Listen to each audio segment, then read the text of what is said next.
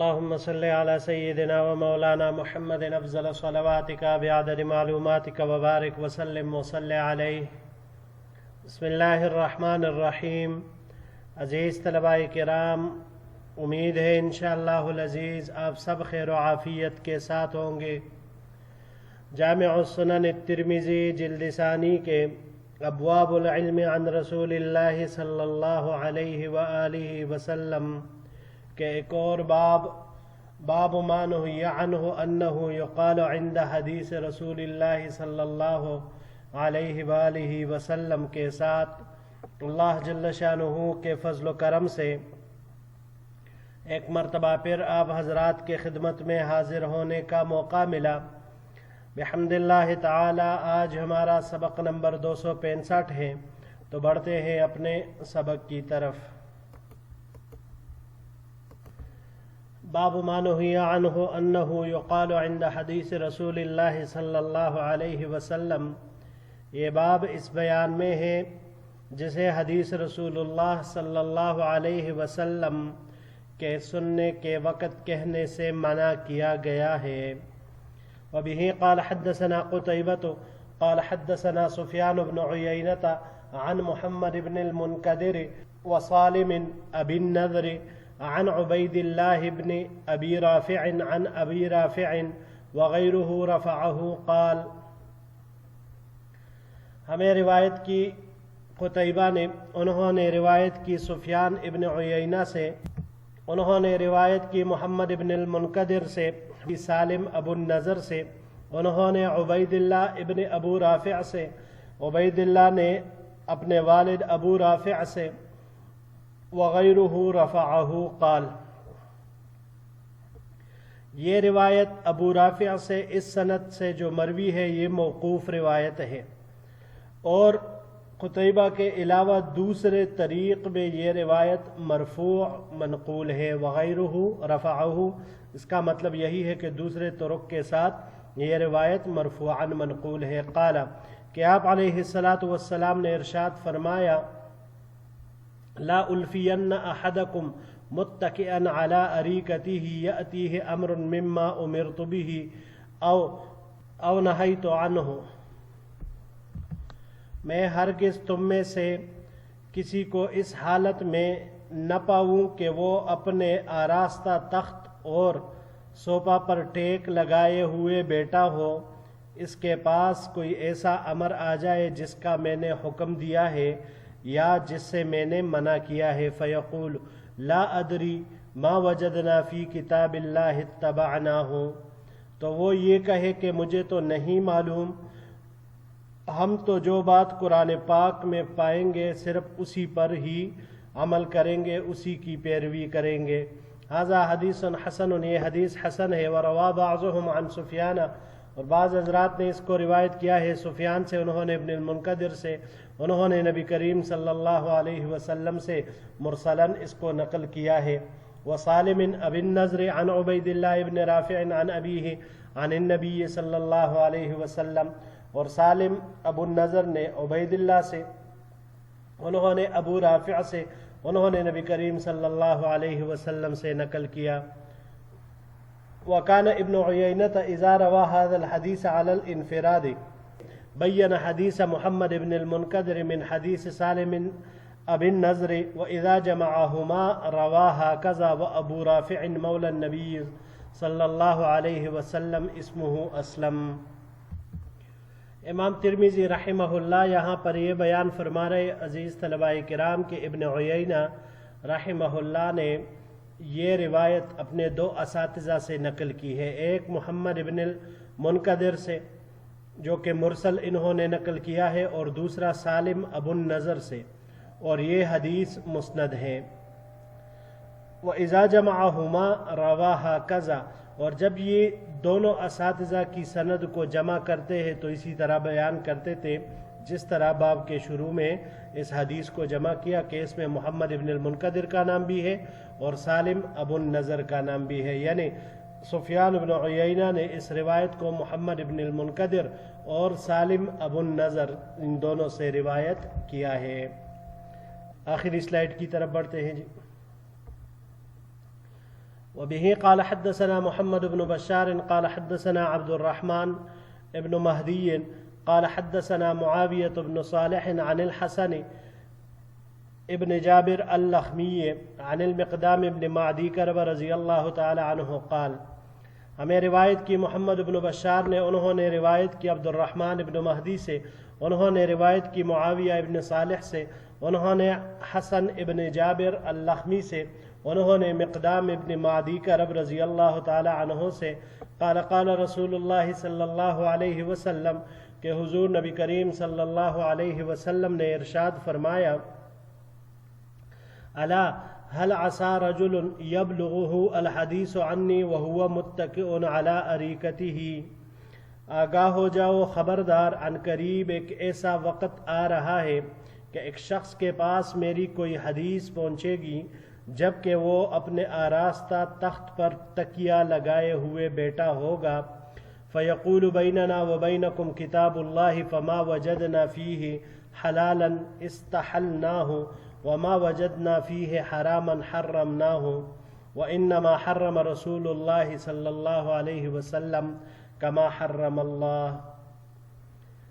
وہ کہے گا کہ ہمارے اور تمہارے درمیان اللہ کی کتاب موجود ہے، چنانچہ ہم جو کچھ اس میں حلال پائیں گے تو اسے حلال سمجھیں گے، اور جو کچھ ہم اس میں حرام پائیں گے تو اسے حرام قرار دیں گے۔ وَإِنَّمَا حَرَّمَ رَسُولُ اللَّهِ صلی اللہ علیہ وسلم کما حرم اللہ، حقیقت یہ ہے کہ حضور نبی کریم صلی اللہ علیہ وسلم نے بھی کئی اشیاء کو حرام قرار دیا ہے جیسے اللہ جل شانہ نے حرام کیا ہے، یعنی اللہ جل شانہ کا حرام کرنا اور پیغمبر پاک علیہ السلام کا کسی چیز کو حرام کرنا، یہ دونوں ایک ہی برابر ہے، نہ کہ یہ کہ صرف اللہ کی حرام کردہ چیزوں کو حرام کہا جائے اور آپ علیہ السلام نے جن چیزوں سے منع فرمایا ہے اس کی طرف آگے بڑھے۔ ھذا حدیث غریب من ھذا الوجہ، یہ حدیث غریب ہے اس طریق سے۔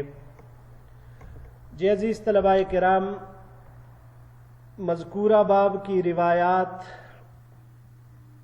ان متکبرین اور جاہل لوگوں کا ذکر ان میں ہوا کہ جو اپنی نشستوں پر تکبرانہ انداز میں بیٹھے ہوئے ہوں گے، اور جب ان کے پاس حضور نبی کریم صلی اللہ علیہ وسلم کی کوئی حدیث پہنچے گی، یعنی اگر ان کے سامنے آپ علیہ السلام کی کوئی حدیث پڑھی جائے تو وہ جاہل کہتے ہیں کہ بھئی ہمارے لیے تو صرف قرآن ہی کافی ہے، ہم اسی کی پیروی کریں گے، ہمیں حدیث کی ضرورت ہی کوئی نہیں۔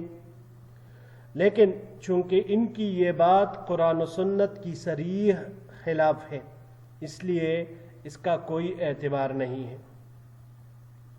یہاں پر عزیز طلباء کرام، محدثین حضرات شارحین نے بہت طویل مباحث کیے ہیں، ہم انشاءاللہ العزیز اس کو مختصر طور پر خوب وضاحت کے ساتھ جامع انداز میں اللہ جل شانہ کے فضل سے ذکر کرنے کی کوشش کریں گے۔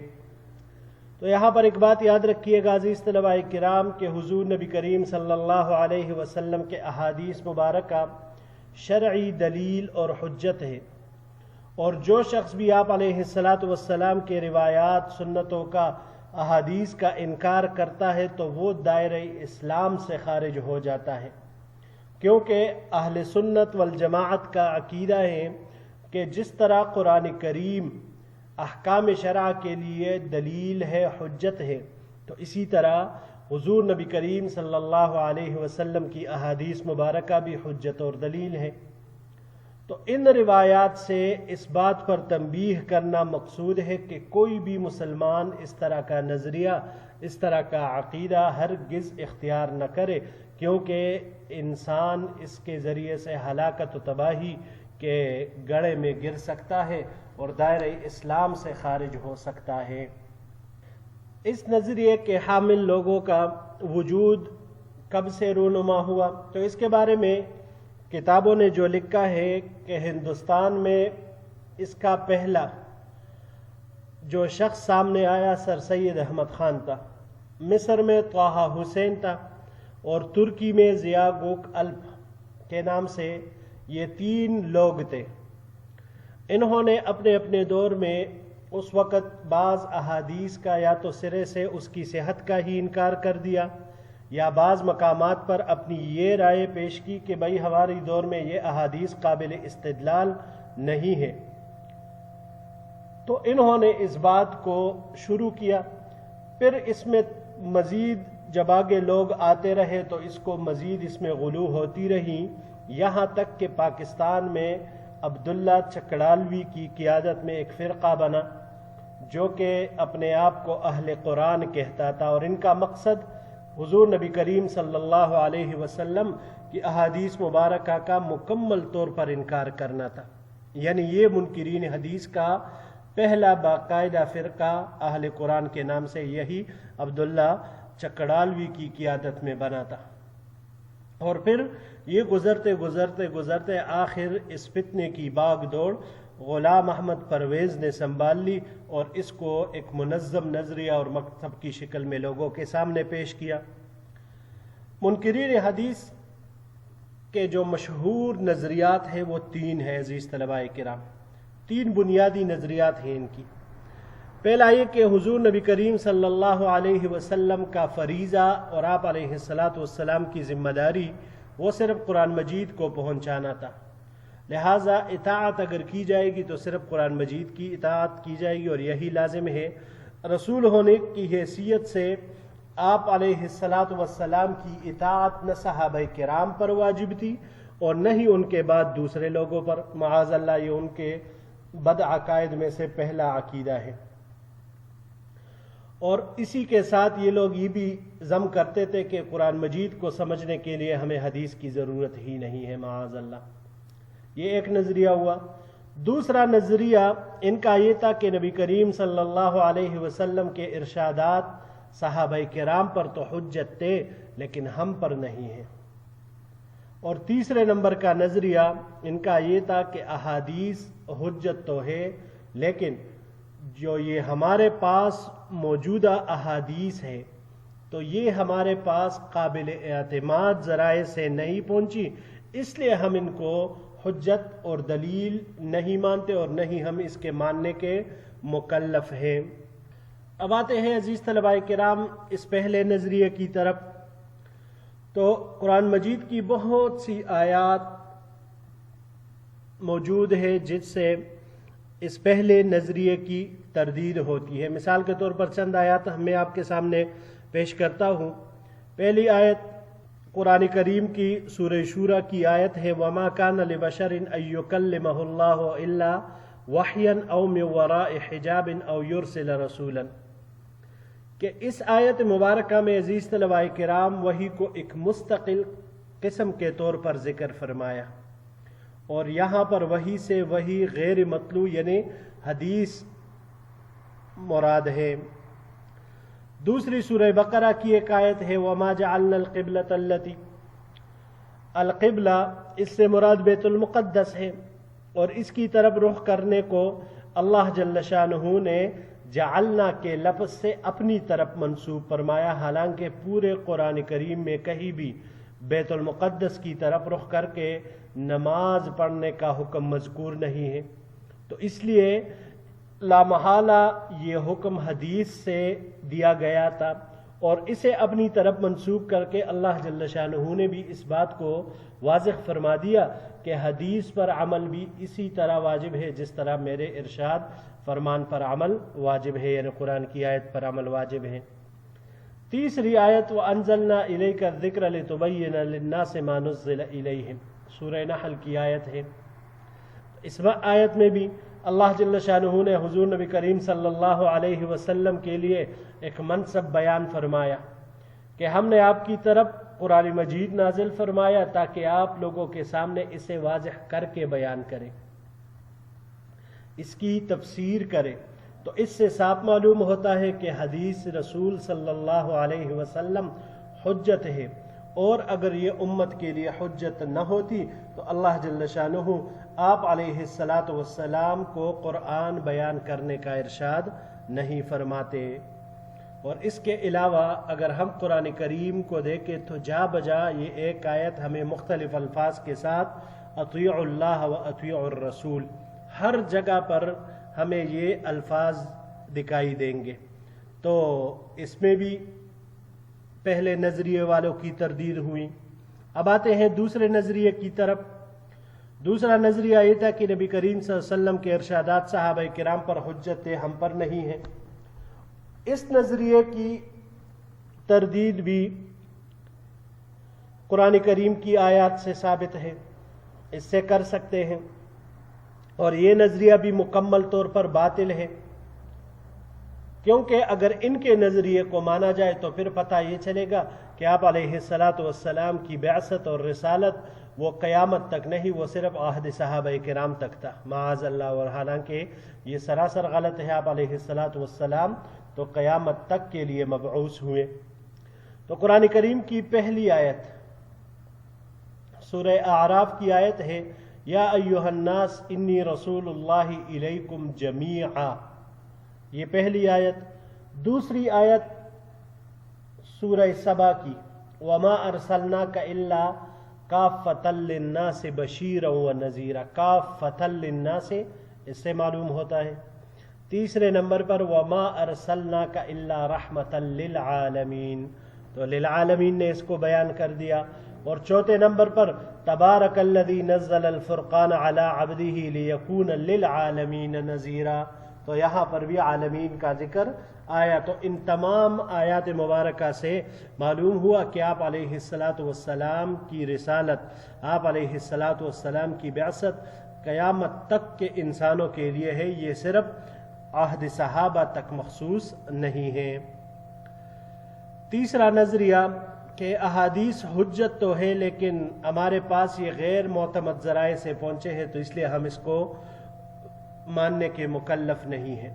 اس نظریے کی تردید، اس کے بارے میں پہلی دلیل یہ ہے کہ دیکھیے جن واسطوں سے ہم تک قرآن کریم پہنچا ہے انہی واسطوں سے ہم تک تو حدیث نبوی علیہ الصلاۃ والسلام وہ بھی پہنچی ہے.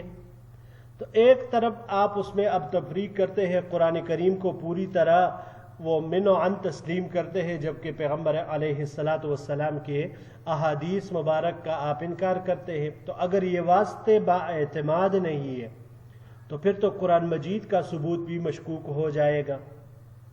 پھر اس بات کا بعض منکرین حدیث یہ جواب دیتے ہیں کہ دیکھیے قرآن مجید کی حفاظت کا ذمہ تو اللہ جل شانہ نے خود لیا ہے، وَإِنَّا لَهُ لَحَافِظُونَ. جبکہ احادیث مبارکہ میں آپ علیہ الصلاۃ والسلام کی کوئی روایت ایسی نہیں ہے کہ جس سے یہ معلوم ہوتا ہے کہ احادیث کی حفاظت کا ذمہ اللہ نے لیا ہو. تو پھر ہم اہل سنت اس سے یہ جواب دیتے ہیں کہ بھائی دیکھیں اللہ جل شانہ کا یہ فرمان وَإِنَّا لَهُ لَحَافِظُونَ، یہ بھی ہم تک انہی واسطوں سے پہنچی ہے جو کہ بقول آپ کے با اعتماد ذرائع نہیں ہیں.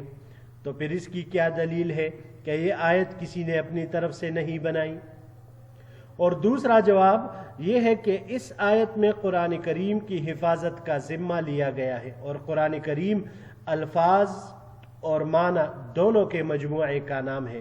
اس لیے اس آیت میں جہاں قرآن کے الفاظ کی ضمانت داخل ہے اسی طرح اس کے معانی بھی اس میں شامل ہے. اور قرآن کریم کے معنی کی تعلیم وہ آپ علیہ الصلاۃ والسلام نے ارشاد فرمائی. اسی وجہ سے آپ کا یہ دعویٰ مکمل طور پر یہ باطل ہے. اس کے علاوہ عزیز طلباء کرام یہ منکرین حدیث چند دلائل پیش کرتے ہیں، ان کا بھی جائزہ لیتے ہیں اور ان سے جوابات بھی ذکر کرتے ہیں. پہلی دلیل ان کی قرآن کریم کی آیت ہے وَلَقَدْ يَسَّرْنَا الْقُرْآنَ لِلذِّكْرِ فَهَلْ مِن مُدَّكِرٍ. تو یہ لوگ کہتے ہیں کہ اس آیت کی روح سے قرآن کریم بالکل آسان ہے، لہذا اسے سمجھنے اور اس پر عمل کرنے کے لیے ہمیں تشریح اور حدیث کی ضرورت ہی نہیں ہے. تو اس کا جواب یہ ہے کہ دیکھیے قرآن کریم کے مضامین دو طرح کے ہیں. کچھ مضامین ایسے ہیں کہ جس میں مقصد اللہ جل شانہ کا فکر آخرت کی طرف رجوع الی اللہ، عام نصیحت، اور اسی طرح اللہ جل شانہ سے خوف، ایسی قسم کے مضامین ہیں، اور کچھ مضامین ایسے ہیں جو احکام اور شرائع پر مشتمل ہے یا ان اصول پر مشتمل ہے جن سے احکام کا استنباط ہوتا ہے۔ تو وَلَقَدْ يَسَّرْنَا یہ پہلے قسم کے مضامین کے متعلق ہے، اور اس پر قرینہ آگے جو قرآن کریم اسی آیت کے آخر میں آیا لِلذِّکْرِ، تو ذکر کی قید سے ہی یہ معلوم ہوتا ہے کہ یہاں پر یہ مضامین جو ہے یہ صرف پہلی والی ہے فکر آخرت کی طرف، پہلی قسم کے مضامین پر مشتمل ہے، دوسری والی نہیں ہے، یعنی مسائل کا استنباط یہ نہیں ہے۔ دوسری دلیل منکرین حدیث وہ یہ ہے کہ قرآن کریم میں کئی مقامات پر اللہ جل شانہ نے ان کی قرآن کریم کی آیات کو بینات قرار دیا ہے، تو لہٰذا یہ خود واضح ہے، کسی کی وضاحت کی محتاج نہیں ہے۔ تو اس کا جواب یہ ہے کہ بینات یہ اس کا تعلق عقائد سے ہے، معنی یہ ہے کہ توحید، رسالت اور آخرت کے دلائل اس قدر واضح ہے کہ اگر انسان ذرا سے بھی اس کی طرف توجہ کرے تو دل میں ان کی حقیقت فوراً اتر جاتی ہے۔ لہٰذا یہ بات اس طرح ہے، اس کے معنی یہ نہیں ہے کہ قرآنی احکام کی تشریح اور تفسیر کی ضرورت نہیں ہے۔ تیسری دلیل منکرین حدیث کی وہ یہ دیتے ہیں انما انا بشر مثلکم یوحی الیہ، کہ یہ آیت جو اس میں نبی کریم صلی اللہ علیہ وسلم کو دوسرے انسانوں کی طرح ایک انسان قرار دیا گیا ہے، تو پتہ چلا کہ اتباع صرف قرآن کی واجب ہے، آپ علیہ السلام کے ارشادات کی پیروی ضروری نہیں ہے، کیونکہ وہ بھی ہم عام انسانوں کی طرح ایک انسان ہیں۔ تو اس کا جواب یہ ہے کہ یہ آیت مشرکین کے جواب میں نازل ہوئی کہ جو حضور نبی کریم صلی اللہ علیہ وسلم سے معجزات کا مطالبہ کرتے تھے، تو جواب میں انہیں بتا دیا گیا کہ بھائی میں بھی تمہارے جیسا ایک انسان ہوں، اپنی طرف سے کوئی معجزہ نہیں دکھا سکتا، یہ تو جب اللہ جل شانہ کا حکم ہوگا، جب وہ چاہیں گے تو معجزہ کا ظہور ہوگا، اگر وہ نہیں چاہتا تو نہیں ہوگا۔ تو انما انا بشر مثلکم، مثلکم میں تشبیہ سے مراد یہی ہے کہ میں اللہ کی مشیت کے بغیر تمہیں کوئی معجزہ نہیں دکھا سکتا۔ چوتھی دلیل منکرین حدیث ان واقعات پر وہ استدلال کرتے ہیں کہ جن میں نبی کریم صلی اللہ علیہ وسلم کے کسی عمل پر قرآن کریم میں عتاب نازل ہوا۔ مثال کے طور پر آپ اس کو یوں سمجھیے، غزوہ بدر کے موقع پر جب آپ علیہ السلام نے قیدیوں کو فدیہ لے کر چھوڑ دیا، تو یہ منکرین حدیث کہتے ہیں کہ دیکھیے قرآن کریم نے تصریح کی ہے کہ نبی کریم صلی اللہ علیہ وسلم کا فیصلہ منشاء خداوندی کے مطابق نہ تھا، تو ایسے میں آپ علیہ السلام کے اقوال اور افعال کو آپ کیسے حجت قرار دے سکتے ہیں؟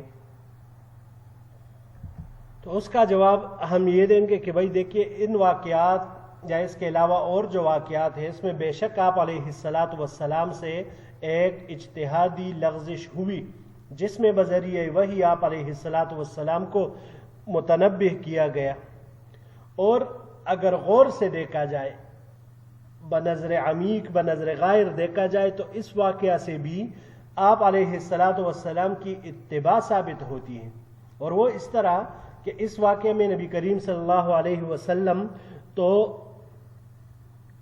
آپ علیہ السلام پر محبوبانہ عتاب نازل ہوا، لیکن صحابہ کرام جنہوں نے اس بارے میں آپ علیہ السلام کی پیروی کی تھی ان پر کوئی عتاب نازل نہیں ہوا۔ لہٰذا اس قسم کے واقعات سے حضور نبی کریم صلی اللہ علیہ وسلم کی اتباع کی نفی یہ ثابت نہیں ہوتی، بلکہ اس سے تو اتباع کا حکم ثابت ہوتا ہے۔ اور پانچواں، یہ لوگ اس واقعے سے بھی استدلال کرتے ہیں کہ جس میں حضور نبی کریم صلی اللہ علیہ وسلم نے انصار مدینہ کو کھجور کی پیوندکاری سے منع فرمایا، تو جب صحابہ کرام نے اس پیوندکاری کو چھوڑا تو پیداوار گھٹ گئی، اور اس پر نبی علیہ السلام نے ارشاد فرمایا انتم اعلم بامور دنیاکم، کہ تم لوگ اپنے دنیاوی امور مجھ سے زیادہ جانتے ہو، اس لیے گویا کہ میری اتباع تم پر لازم نہیں ہے۔ تو بھائی اس کا جواب یہ ہے کہ دیکھیے نبی کریم صلی اللہ علیہ وسلم کے فرامین اور ارشادات، اس کی دو حیثیتیں ہیں، دو جہتیں ہیں۔ ایک وہ ارشادات ہے جو آپ علیہ السلام نے من حیث الرسول من حیث النبی آپ علیہ السلام نے بیان فرمائے، تو ان میں تمام کے تمام صحابہ کرام اور تمام کے تمام امتی وہ آپ علیہ الصلاۃ والسلام کے اتباع کرنے کے پابند ہیں. آپ علیہ السلام کی اتباع سب پر لازم ہے. اور اس کے علاوہ دوسرے وہ ارشادات ہیں جو آپ نے صحابہ کرام کو شخصی طور پر وہ مشورہ دیا تھا. چنانچہ کھجور کی پیوندکاری یہ والا بھی اس دوسرے قسم سے تعلق رکھتا ہے کہ شخصی طور پر آپ علیہ الصلاۃ والسلام نے ان کو یہ مشورہ دیا. تو جب آپ علیہ الصلاۃ والسلام نے دیکھا کہ میرا وہ مشورہ دنیاوی معاملے میں ان کے حق میں نہیں ہے، تو آپ علیہ الصلاۃ والسلام نے ان کو ارشاد فرمایا کہ جب تم کو لگے کہ دنیاوی معاملات میں میرا کوئی مشورہ شخصی اعتبار سے، ذاتی اعتبار سے تمہارے کسی کام کے نہ ہو، تو تم اپنے امور میں خود ہی زیادہ واقف ہوتے ہو، تو لہٰذا اپنے ہی رائے پر پھر عمل کر دیا کرے. جی عزیز طلباء کرام، یہی تک ہمارا آج کا سبق تھا. انشاءاللہ العزیز زندگی رہی تو اگلے درس میں ایک نئے باب کے ساتھ پھر آپ کی خدمت میں حاضر ہوں گے. السلام علیکم ورحمۃ اللہ وبرکاتہ.